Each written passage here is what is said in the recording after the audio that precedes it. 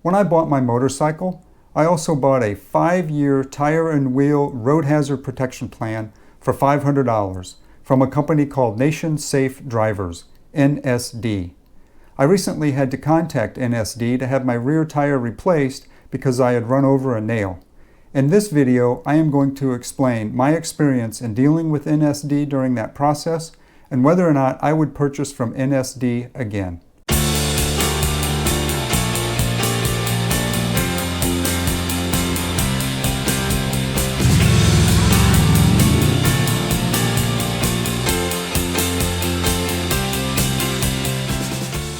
Fortunately, I was already home when I discovered the nail in my tire, so I didn't have to worry about having somebody to come get me or to call for a tow or anything like that.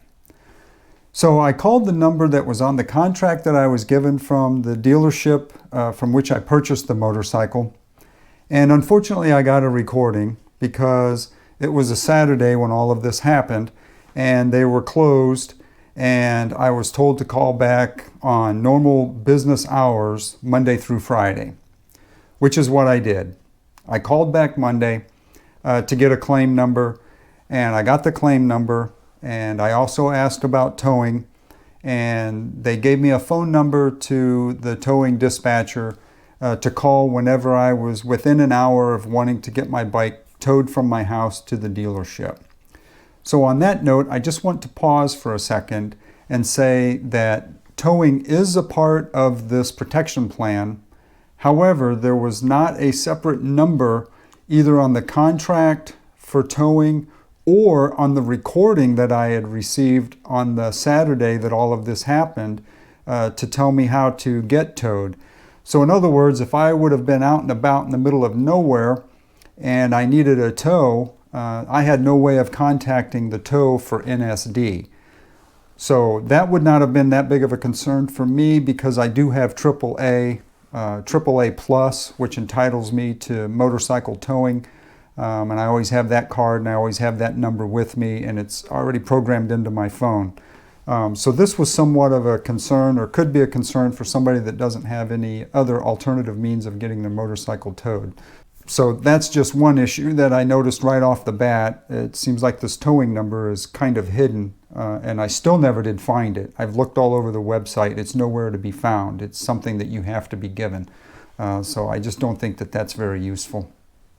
So anyway, moving on, fast forward, when I worked out with the dealer on when they would be ready to receive the motorcycle, and it was Wednesday. So 2 days later, I called for the tow with the number that NSD had given me. They towed the motorcycle to the dealer. The dealer ordered the tire, got the tire in on Friday, and before doing the work, he contacted NSD as is part of the requirement to provide all of the information to NSD before doing the work to get authorized on how much NSD would pay for this claim. And the tire that they ordered was the exact replacement tire, or the exact model that came with the motorcycle. So I wasn't trying to swap anything out or do anything as an upgrade or anything like that. So the dealer contacted NSD and provided all of the information that they needed to complete the claim and get the authorization. However, NSD, the representative at NSD, claimed that that particular tire was not in their system, so basically there was nothing more that they could do. So they were at a bit of an impasse. And not to mention, the dealer was on the phone for probably 30 minutes trying to get this resolved.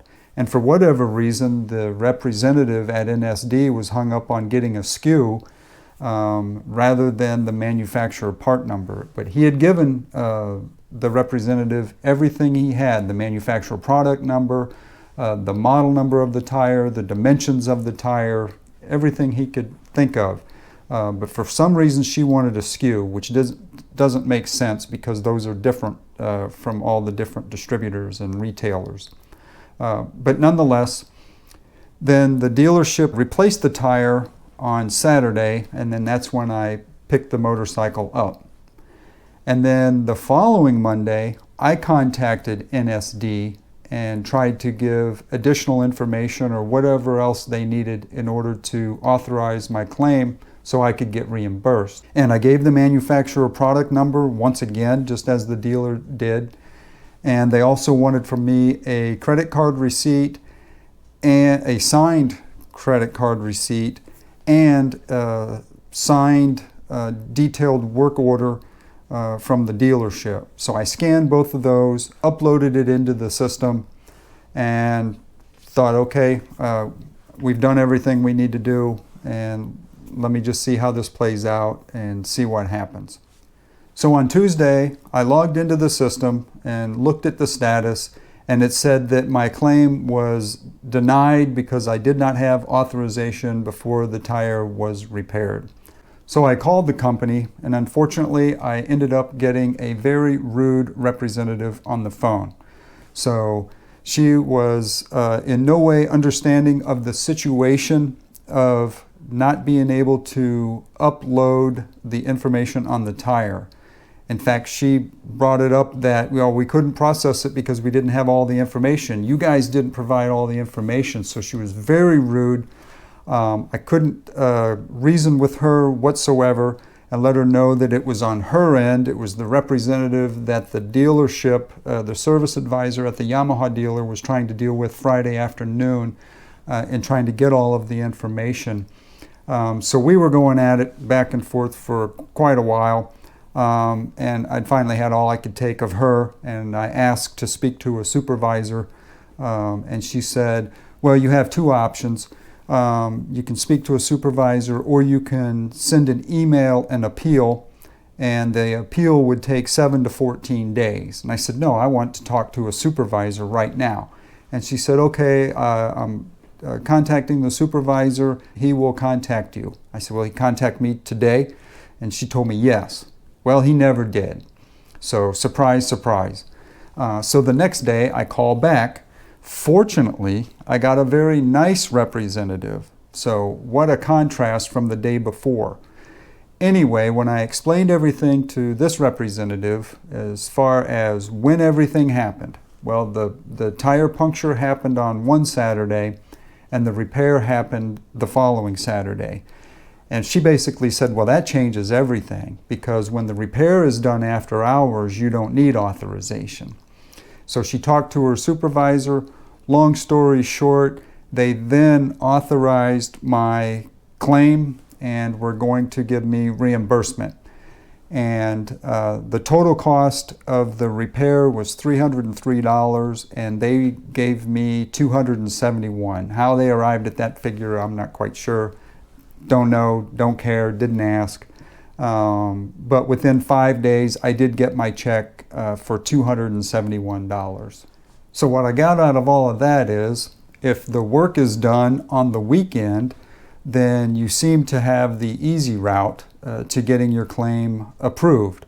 If it's during the weekday, it appears that this company uses some sort of stall tactic to basically get you to a point where they're not going to do anything any further.